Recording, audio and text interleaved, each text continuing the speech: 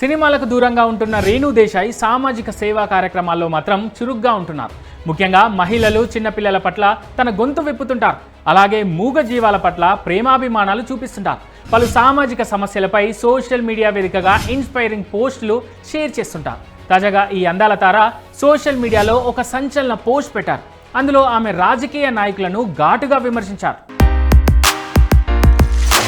Politicians గురించి రేణు దేశాయ్ తాజాగా తన ఇన్స్టాలో ఓ పోస్ట్ షేర్ చేశారు. ఇప్పుడు ఆ పోస్ట్ నెట్టింట హాట్ టాపిక్గా మారింది. రాజస్థాన్లోని సరిస్కా టైగర్ రిజర్వ్లో మైనింగ్ చేయాలని కొంతమంది రాజకీయ నాయకులు ప్రయత్నిస్తున్నారట.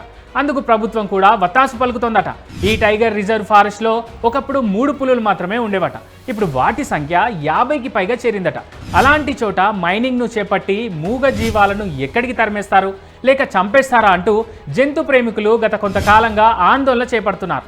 ఈ క్రమంలోనే రేణు దేశాయ్ కూడా ఇదే అంశంపై కొంచెం ఘాటుగా స్పందించారు. ఈ మేరకు ఇన్స్టాగ్రామ్ స్టోరీలో ఒక పోస్ట్ పెట్టారు. అందులో రాజకీయ నాయకుల గురించి కీలకంగా చెప్పుకొచ్చారు.